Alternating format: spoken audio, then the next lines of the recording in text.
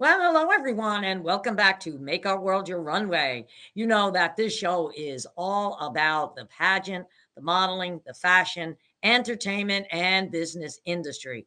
And before I announce when I say very, very special guest today, as always, I have a few reminders for everyone.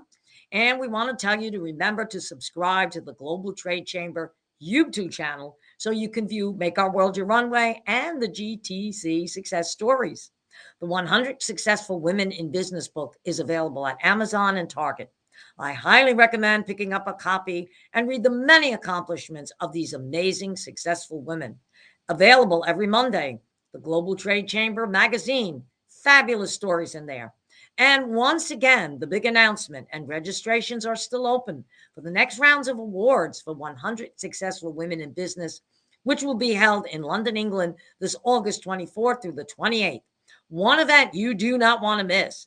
Now, if you know a successful woman who's amazing, has amazing accomplishments, do not hesitate to nominate her or nominate yourself if you feel that you've had a lot of great accomplishments. So once again, August 24th through the 28th, 100 Successful Women in Business, coming to you live from London, England. And now, ladies and gentlemen, let me introduce and give you a little bit of information on my next guest. Now, most of you know that I was a singer, okay, and that I have a proverbial gift to gab. But let me tell you, this woman makes me look like I am an amateur. And after reading her bio, I'm going back to school. She's an award-winning singer, actor, and PBS host for Andrea Bocelli. She has become a well-known personality through her recordings, her appearances on TV, radio, in concert, nightclubs, opera, and through her acting debut on network television.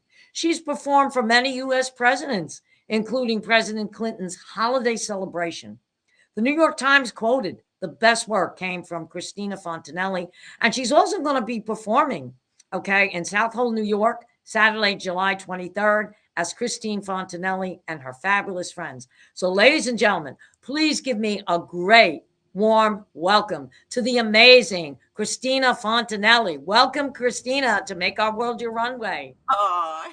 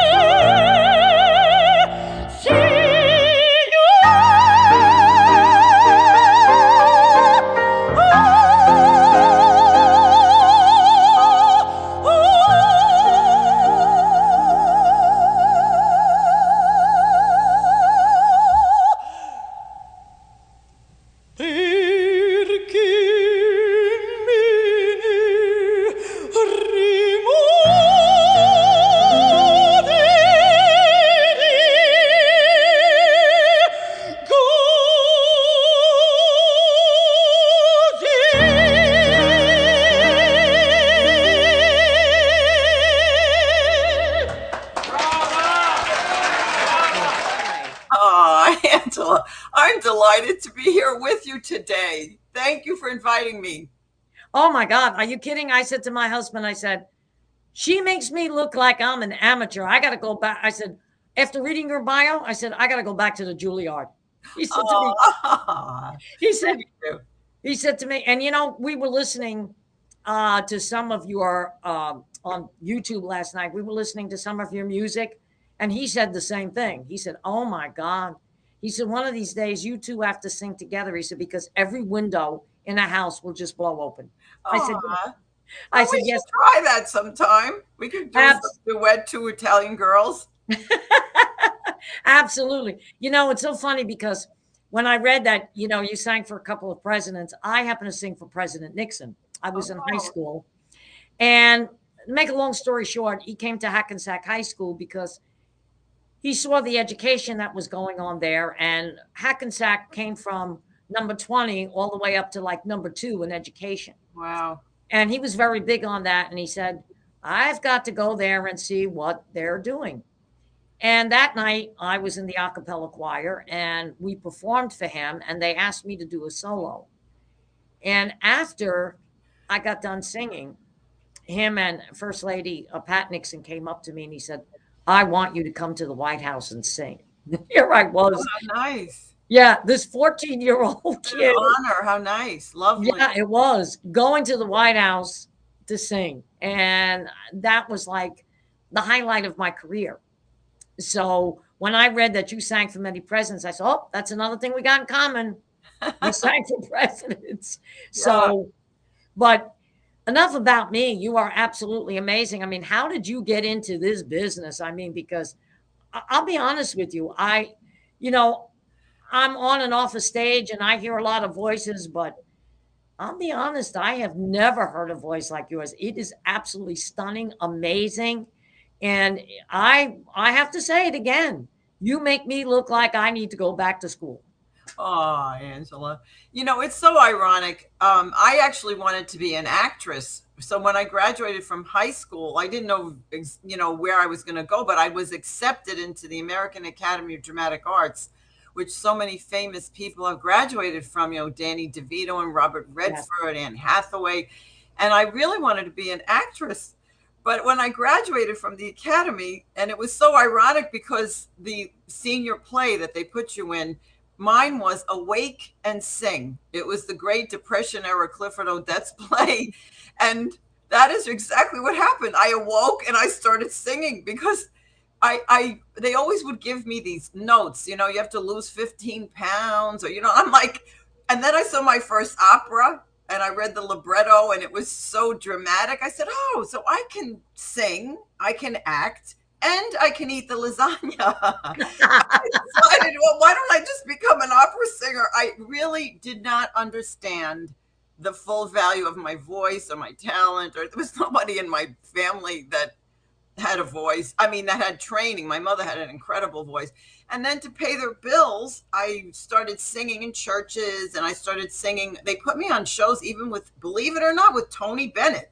I love that. When I saw that, I said, oh my God, I said, that was my father's idol, Tony Bennett. Well, that's, you know, in my youth, like early days, I was on a show with Tony Bennett before he really blew up like he is now, like what he became in Boston at the Park Plaza Hotel. It was Tony Bennett, myself, and believe it or not, it was Red Buttons, the actor. Oh, I loved him. Red Buttons. And Joan Rivers was on that show, and I was there, and I sang a couple of Italian songs, and then I was on the Hunter Mountain, the Italian festival with Tony Bennett, and I had sung at Mickey Rooney's 90th birthday party at Feinstein's at the Regency. Oh, I love that place, Feinstein's. Oh, it was fabulous.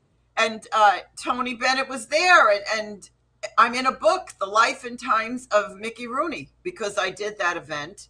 And yes. I read that. Michael Feinstein was there. Donald Trump was there before everyone was vilifying him. He was actually a man about town. He was terrific. Oh, well, let me tell you, he was terrific. I worked in Bonwood Teller, and back then, he was absolutely fantastic. He used to invite so many of us upstairs to his suite for breakfast. I don't know why his head turned, and it's been back in the day. We live in an age of, I don't know what, but anyway, that's a whole nother discussion. But anyway, so I'm in that book and with Tony Bennett also. And I think I provided you one of my photos that I use so often. That was backstage Mickey Rooney's 90th birthday party with Tony. Yes. And, you know, but anyway, I went to the Academy, and then recently, right before the pandemic, I won Best Actress. I was cast in a short comedy film of Italian theme, which has been my whole career almost. And I won Best Actress at the Cutting Room International Film Festival and in Las Vegas at the Venus International Film Festival. So I said, you know, this was my original desire to be an actress. So I said, I'm going to pretend it's the Academy Awards. And I must admit, people, like, when you say you were in a film and you won a bet, they really, it's really, they go crazy. They go crazy. They go crazy, you know, with all my accomplishments as a singer, that's the one that they, you know, really react to. Oh, no. And you know, it's so funny when you talk about something like that. I had a strange experience one time down in Atlantic City. And I always wanted to sing with Liberace. And that was from when I was a little baby. I always wanted to sing with Liberace. And I got very lucky that I got to meet Liberace, because one of the jobs that I was working on, I happened to meet Johnny Mathis's sister, Marguerite. And till this day, my husband always tells that story. He said, when my wife told me she knew Johnny Mathis, I said, yeah. Until I brought him to one of his shows and we went backstage and he said, he knows Johnny Mathis. He said, there we go. There you go.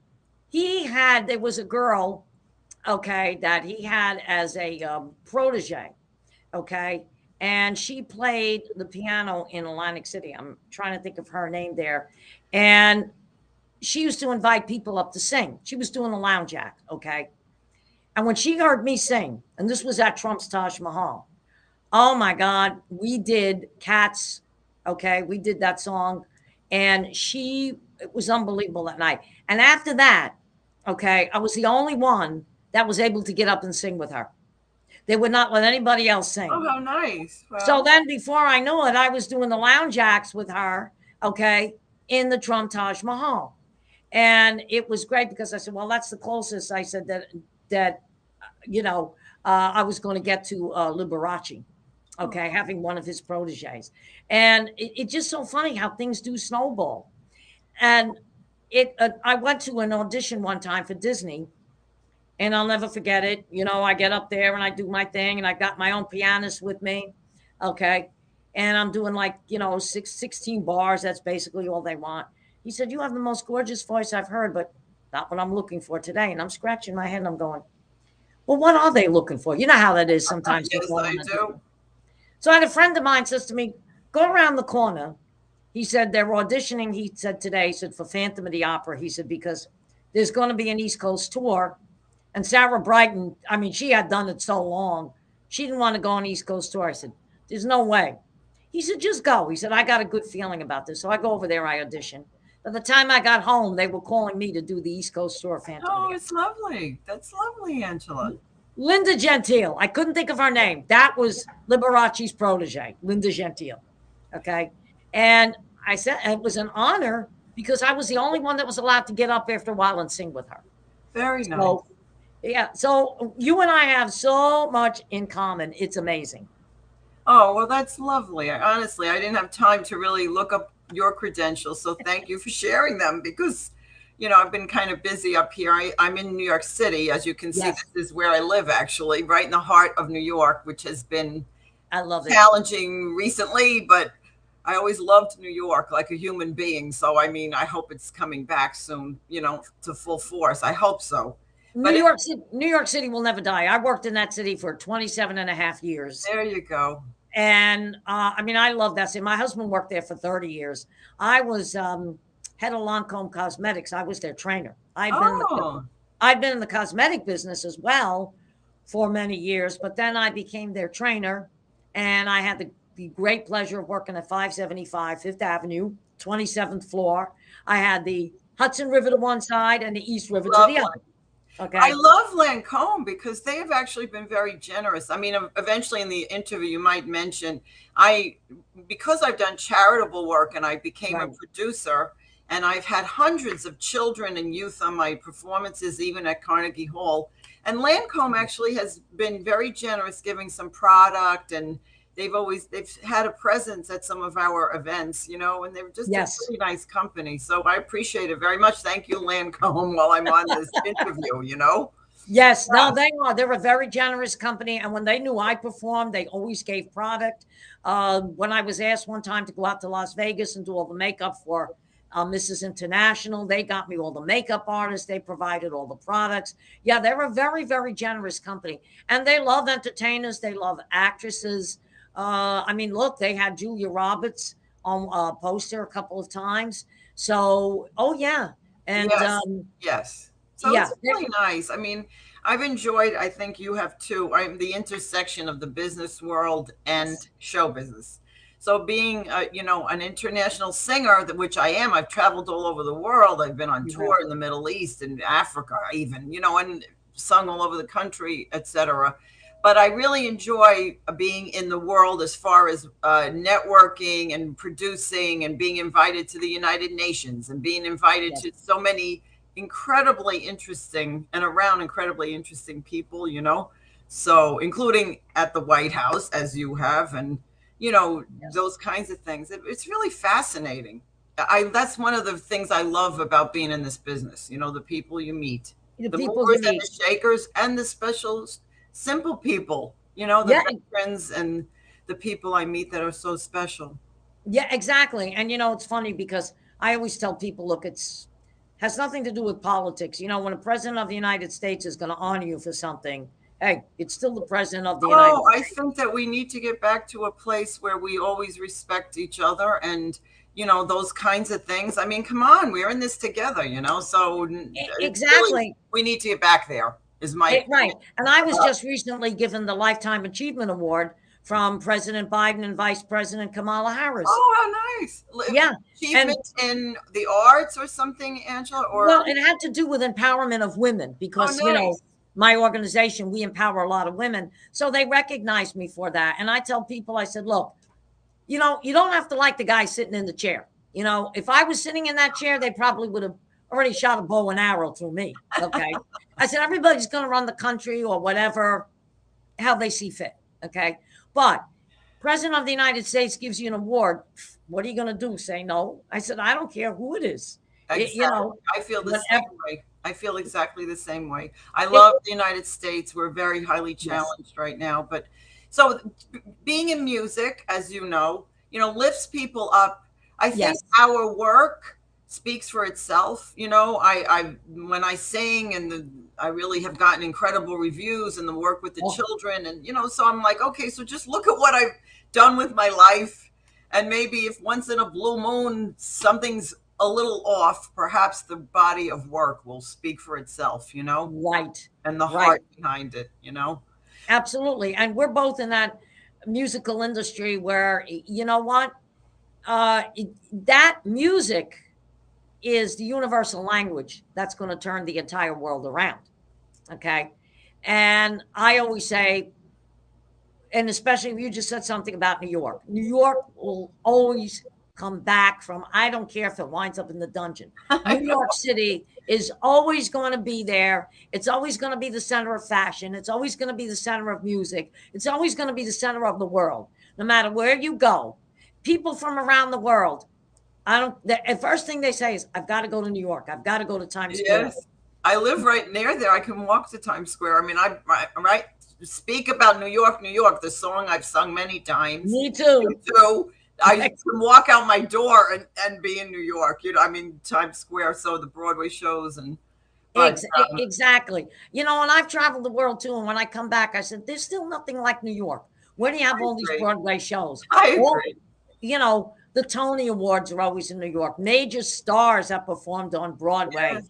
I mean, let's face it, a lot of people started their careers on Broadway and then all of a sudden became actors and actresses, you know, and made movies. And how many well known actors and actresses go back to Broadway? So it's always going, no matter where you go and what you do, like the song says, if I can Yes. make it there, I can make it anywhere. New York, New York. I And, agree. That's and, why I'm and still here. That's why I'm oh, here. exactly. And I do perform in New York every year. I mean, like when we mentioned Feinstein's at the Regency, which Michael Feinstein changed it to 54 Below. I don't know if you're aware of that, the top Broadway supper club. So I Yes. appear there every year.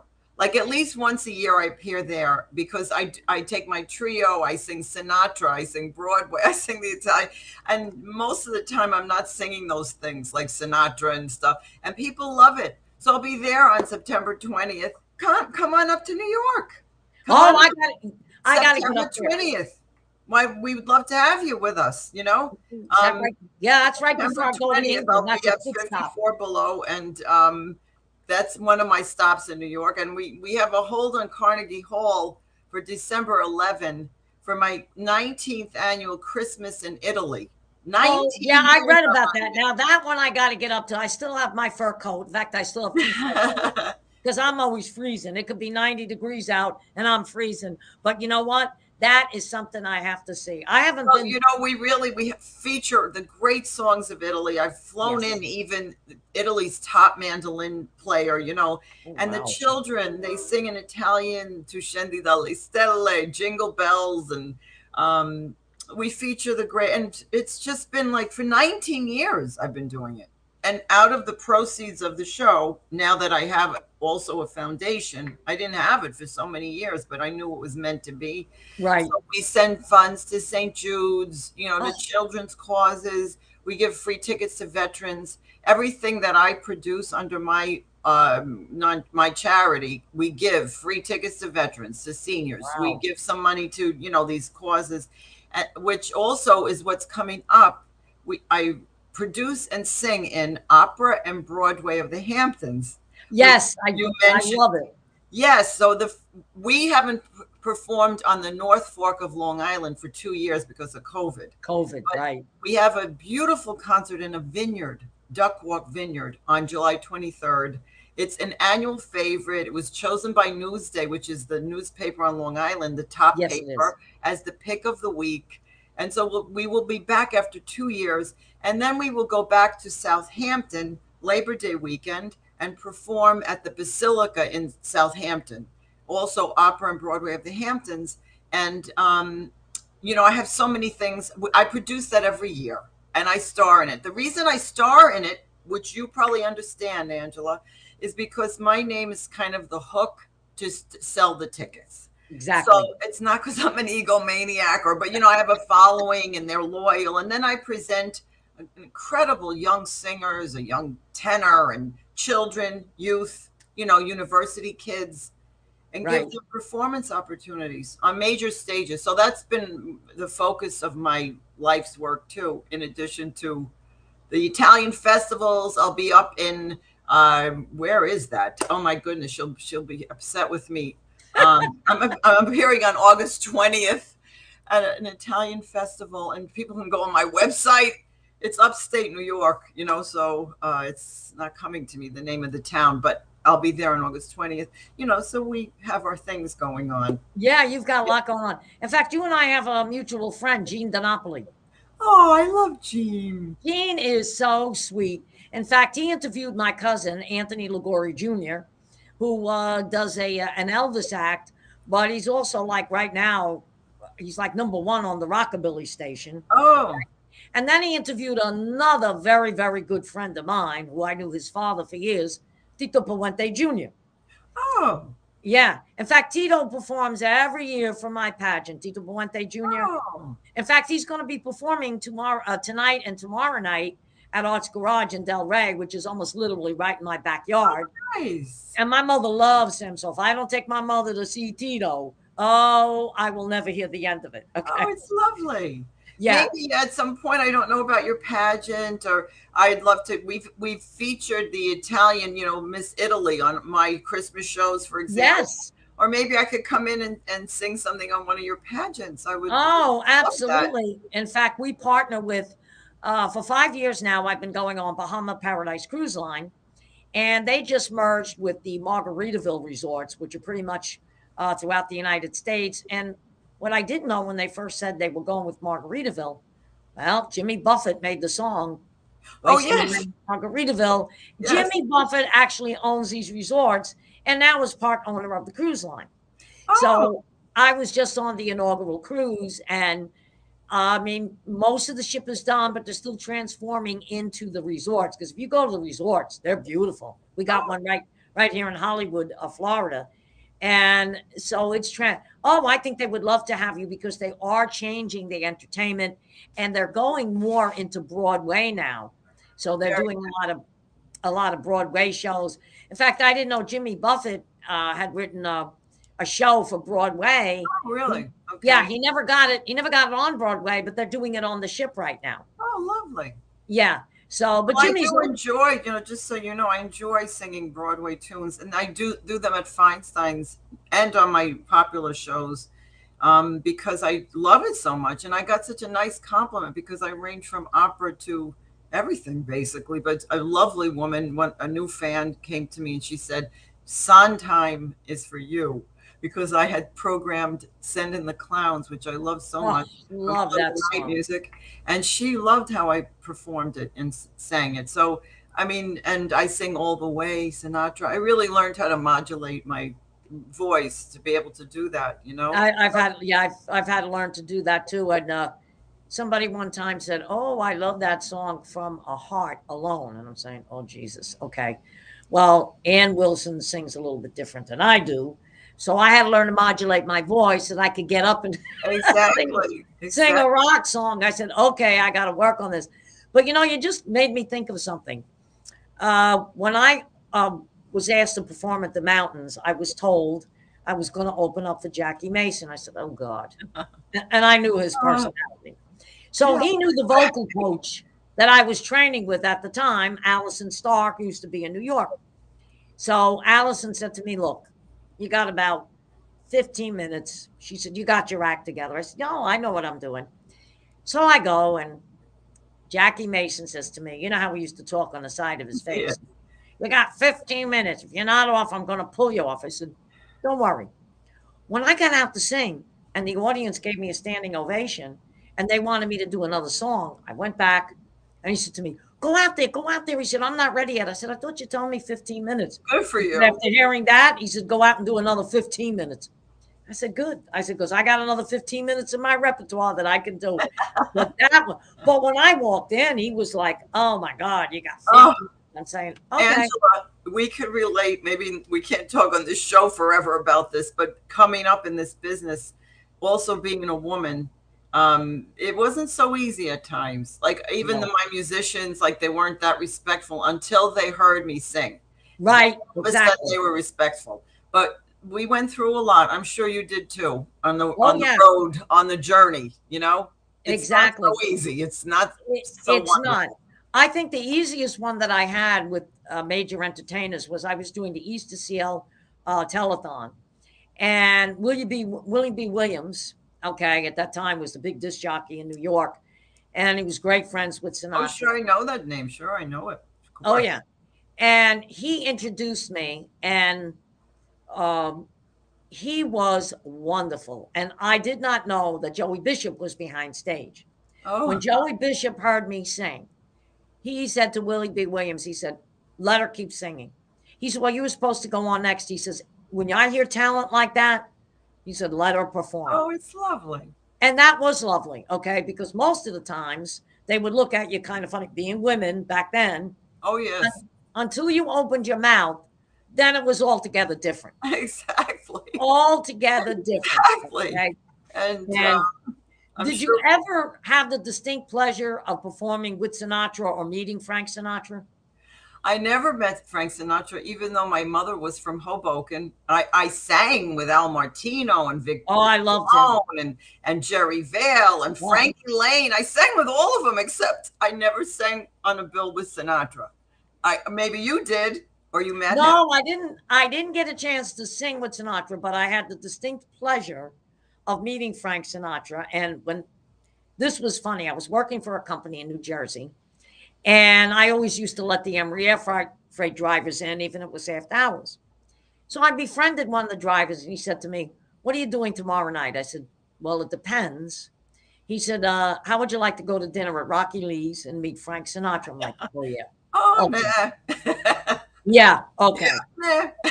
I called up a friend of mine. I said, "Look, I don't know if it's a joke." I said, "If it is, we'll go to Studio 54. I said, "But we've been invited," I said, "to a dinner with Frank Sinatra." She said the same thing. She said, "There's no way." I said, "Exactly." I said, well, let's go and check this out. So we go, and we go to Rocky Lee's, and this big bouncer comes up and he says, with that deep voice, okay, what are you ladies doing here? I said, well, we've been invited for dinner. He said, who invited you? I said, well, 𝐒𝐿𝐵𝐿. He goes, Eddie's back there. And my friend says, how about Jilly Rizzo? He said, Jilly's there.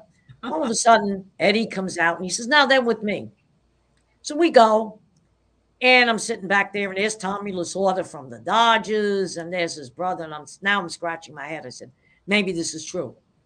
So they said to me, well, don't make a scene when he comes in. I said, who? They said, Sinatra. All of a sudden, here comes Sinatra with his entourage. I said, and we didn't have cell phones back then. I didn't bring a camera. I'm saying, I don't even have a picture of that. But when you meet Frank Sinatra, everybody has to stand up. Oh. And believe it or not, when you left, everybody had to kiss the ring. Oh, is that right? Oh, yeah, just like you saw in The Godfather. Wow. But the hospitality, I have to admit, was amazing. When he walked in, if you were sitting in the restaurant, anybody that was sitting there were having dinner, they could stay. But once he walked in, the locks went down on the doors. They even changed chef. They had to bring in a special chef. Wow. Oh, yeah. But the day that Frank Sinatra passed away, I found out about it. I was singing on tour in the Middle East, believe it or not. I was in Kuwait, and I opened the English newspaper, and there were the pictures of Sinatra Park. I mean, my mother lived right there. Yeah. I found out about his death while I was on tour. So it was very bittersweet, because it's my roots. I never did Hoboken. My mom, Francesca from Hoboken, and, the roots. Exactly. And I never thought, okay, I'm going to meet Frank Sinatra. And here I was like, okay, so you see, this is what I mean. Being in this business, right. One of the real perks and wonderfulness of it is meeting incredible people at charity events, wherever we happen to, perform. So you've had those experiences too. Exactly. And it's like, my husband always says this to me. He says, when you get something in that pea brain of yours, he said, you go out and do it. Okay. And I always loved Johnny Mathis. And I used to say, I'm going to meet Johnny Mathis one day. And sure enough, I met Johnny. Did you know that Johnny studied opera? Did you know that? Yes. Which explains his great phrasing and, the breath control. So he loved the opera. There have been several, even Frankie Lane. I was a kid. I was on a show with Frankie. And you know what he said to me? He was so nice. And he said he loved the opera. He studied opera, which is why he could sing into his 80s, because he learned breath control. Yes. But, just like so many Italian immigrant kids coming up, whatever, he didn't have the funds to go into an opera career.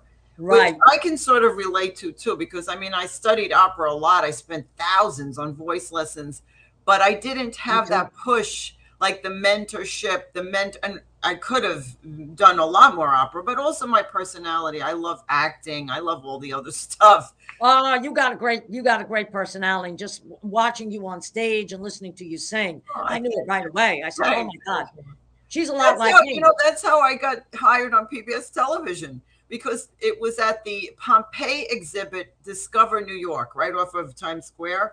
And they were looking for an Italian singer for their donors. It was a cocktail party. So they hired me, a special event, and I brought my mandolin player, my pianist, and I'm singing Italian songs.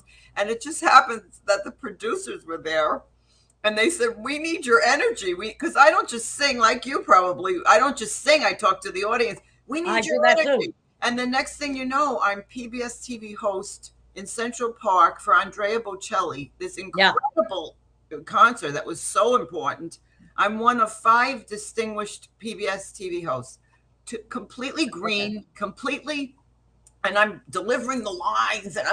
And the director said to me, he said, you've got to tone it down. And I said, well, what do you mean? He said he needs my energy. But then I saw how serious he was. And I really kind of pulled back a little and just tried to have not so over the top. But they hired me because of my personality, like my interaction. And it's really ironic because the night before I was speaking, I almost got an exclusive interview with Mama Bocelli, who just recently passed away, which is so Yes, she sad. just recently passed. But I was speaking to her in Italian, and I said, "Get the cameras, get the cameras." She wanted to be interviewed, and they were a little slow in bringing the cameras. And then the head of the record company came in and said, "Well, what are you doing, and why you do?" And she said, "Oh," as soon as she realized it was PBS and it's a fundraiser, she kind of whisked Mama Bocelli. She said she must eat her pasta now. And Mama Bocelli was gone. God rest her soul. I need to write to them, actually. And I mean, with all you've done, have they ever honored you on the Kennedy Center Awards? no, no, that would be incredible. I mean, I've done a lot, but I'm not. Yeah. I always make jokes. I say I'm not Lady Gaga.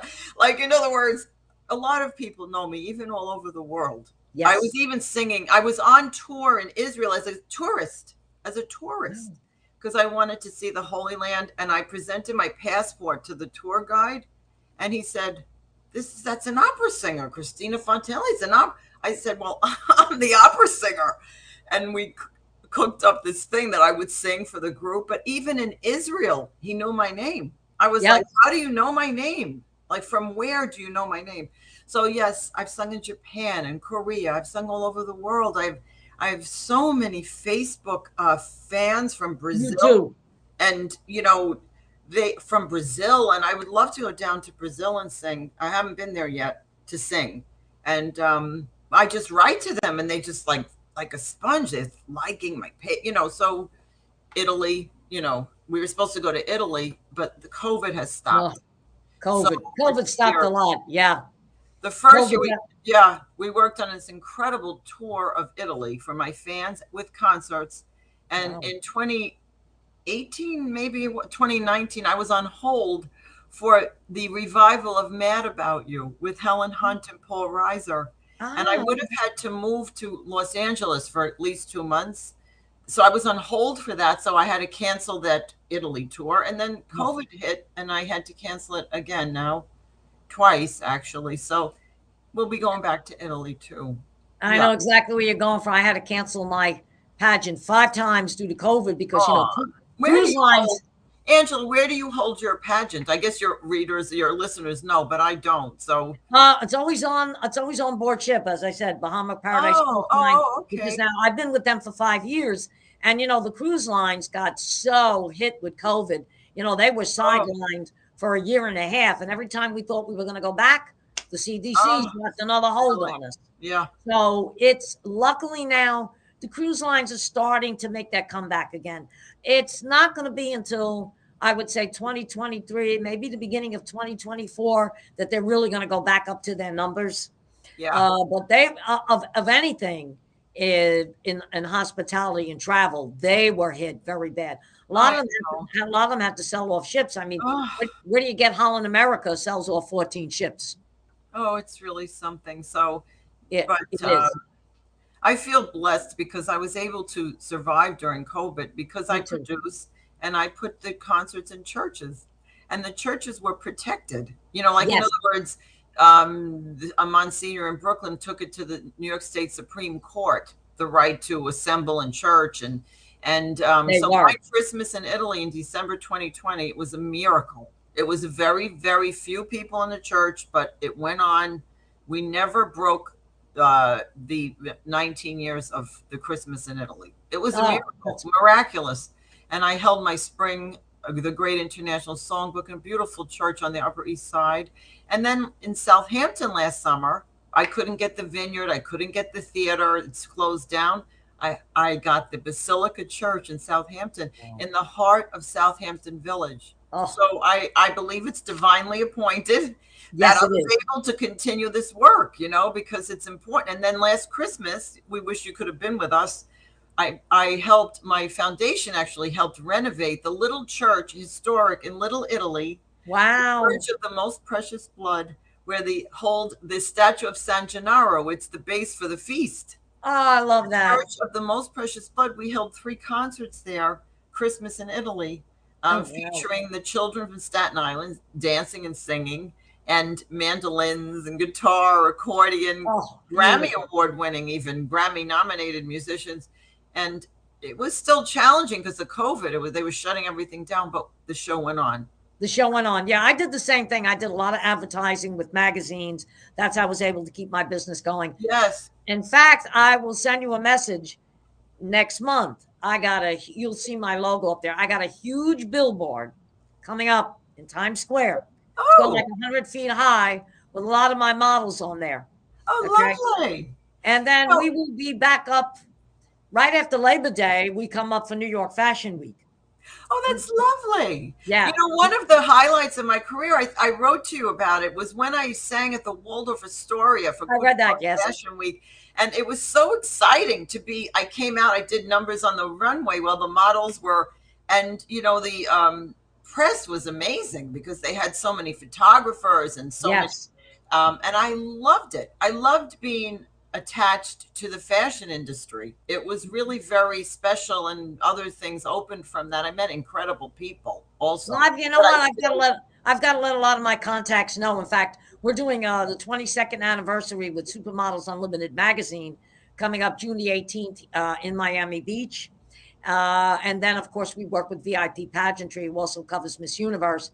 So I am going to refer your name. I'm going to let them know you need a singer. I would love and we'll be up in New York. This is who you want to get, Cristina Fontanelli. But I know we have a few minutes left, so definitely tell me, what are your future goals? We know you have the Hamptons in July, but what else do you have coming up? Well, I had mentioned, you know, we have the Vineyard on July 23rd. We have Southampton on September 4th, and the Italian Festival upstate New York, and I have Feinstein's coming up. I'll be appearing in October, which always was traditionally Italian Heritage Month, in various places in Pennsylvania and many other places. And I'm producing and planning now my 19th annual Christmas in Italy. Right. I'm also on hold. I don't know if they'll get the funding completely, but it's for a TV series. So I'm cast in this TV series that the producer and director seems very confident that it's going to happen.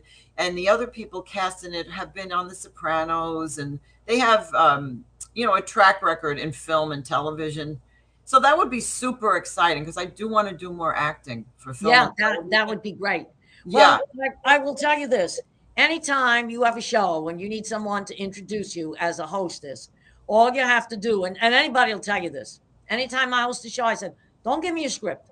Just give me an idea of what you want. I mean, I've worked with teleprompters before, but and that's it.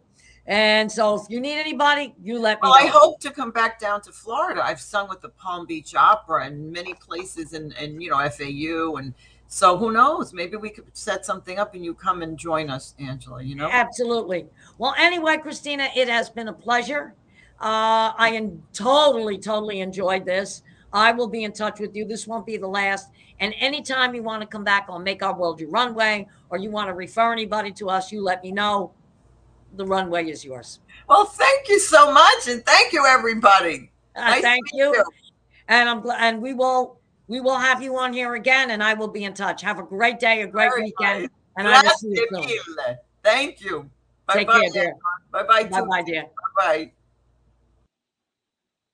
Well, there you have it, ladies and gentlemen. One of the great stars of Broadway and opera, Cristina Fontanelli. And as always, join us again next week when we'll have another incredible, absolute guest. And once again, welcome back to Make Our World Your Runway.